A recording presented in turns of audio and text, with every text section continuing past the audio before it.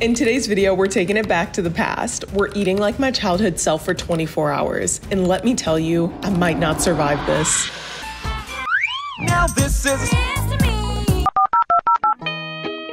There was a time I ate this every single day. And let me tell you, little me loved food. Everything about it. The taste, the smells, the variety. Cooking, not so much. But somewhere along the way, I started getting lost in calories, diets, and restrictions. And this went on for years. I don't think I can do this. My younger self was so gross. Ketchup on fruit, and I would mix it all together. How did I do this?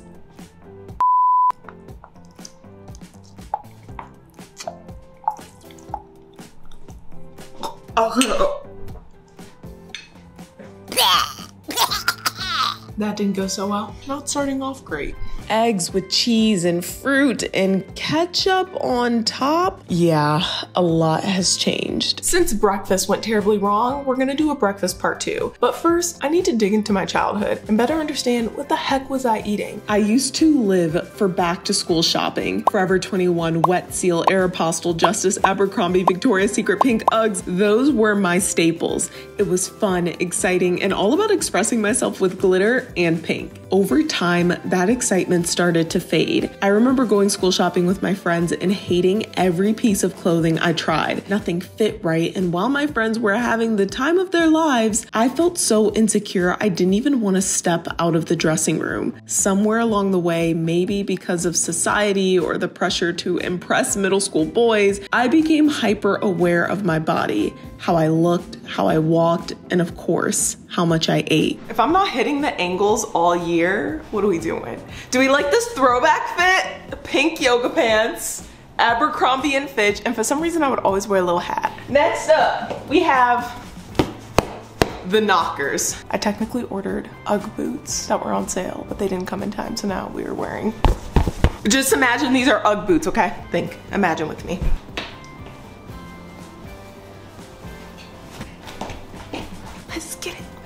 Let's get it. Woo! Breakfast, let's go! Breakfast or brunch, whatever you want to call it, is when your day starts at noon, and donuts were my jam, literally. According to my parents, I wouldn't just eat one donut, but as many as I could shove in my mouth. Yeah, portion control didn't know her. And it didn't help that my best friend worked at the donut shop, so of course we always got them for free. But I've avoided them for years now, being on my fat loss journey, so I'm not really sure if they're gonna hit the same. I will say this coffee is for the adult Alaias, but still really good. Next up, we have the brown and butter. No, butter, I don't know. Next up, we have another donut. Not gonna lie, I can slowly feel my abs slipping away, but it's okay. It's all in the name of the video. Okay. Not bad. A nice classic donut. Last, but certainly not least, we have, I'm not even gonna lie, I don't know the name of this, okay? But she looks delicious, I'll tell you that much. I just wanna say my younger self was getting some of this right. Like, come on. Come on.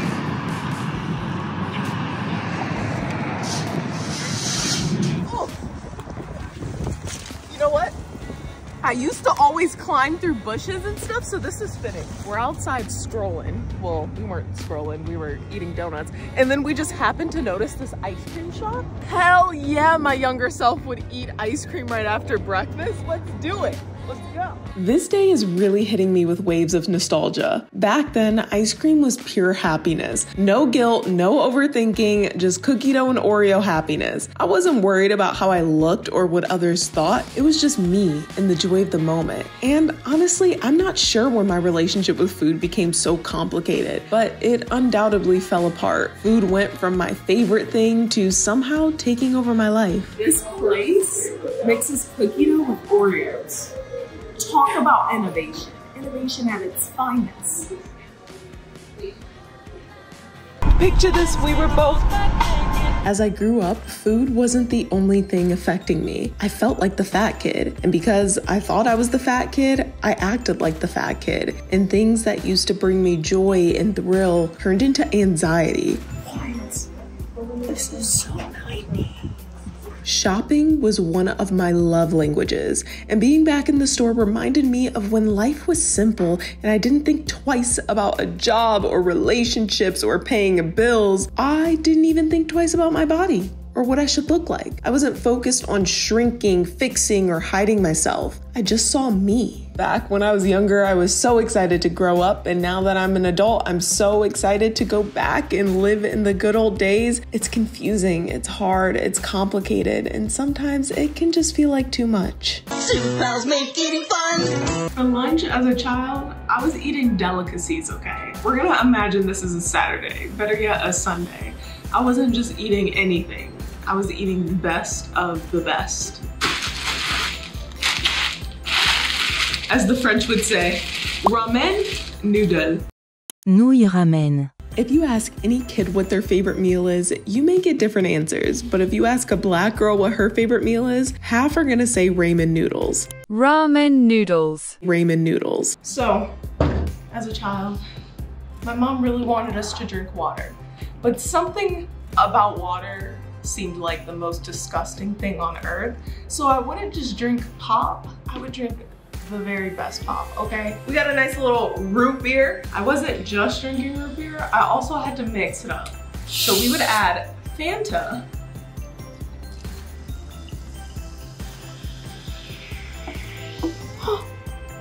Sound of the fizz. So cheers to my typical no pop, only drinking water self. Cheers.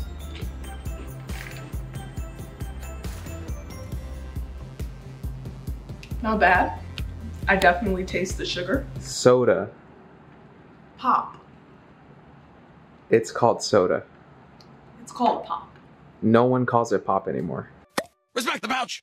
Respect it. Back then, I didn't see anything wrong with my size until people in media told me otherwise. I became the fat kid, and that label stuck with me, not just physically, but mentally. Now, for the final touches, a nice can of tuna to top it all off. But this was literally one of my favorite meals of all time.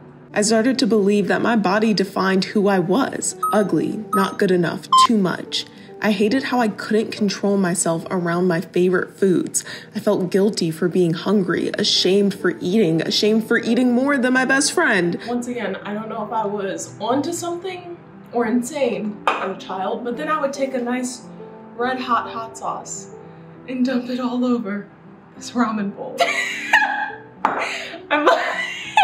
I'm not expecting what you're gonna do next because I'm so focused on getting the shot. And then I look at my screen for real and I see hot sauce in your hand and I'm like, oh my God. This is what I would eat. I loved it. And I didn't just put a little bit of hot sauce, like I would drench it in hot sauce. This is lunch. This is me. Okay. Okay, let's try it. Coming up with new ideas that nobody would even think of, like I was just a genius? Or is this gonna be the worst thing I've ever tasted? Don't judge me for this, but I kinda like it. It's not bad. It's not bad. It's not the worst thing I've ever had. Let's just say that. I think I was onto something. I really was. Nick doesn't like my yoga pants. You look very mid-2000s. That's the whole point of the video. If you ask someone who their first love is, what name comes to mind? I think for me, it wasn't a person, it was food. And that food was Flamin' Hot Cheetos. If it's one thing I did religiously as a child, it's eat snackies all day while watching That's So Raven. Or Hannah Montana, or Fresh Prince of Bel-Air. I always like to start off with a little cheesy. So good. I can't stop eating them.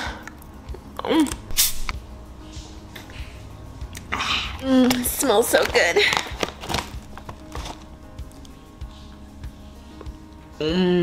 My 5th donut of the day. Oh! It's something about the puff that just melts in your mouth. Why are they all one color? Is this supposed to be like that? Thank you. Let's get some color variety. I feel like we all have those meals that we just deeply remember from childhood, and mine was this Dorito walking taco. I don't know why, but it was always a special treat on a Friday, and it just delighted my little 5-year-old heart to know that I'm eating tacos and the base is Doritos. By the way, still slaps to this day.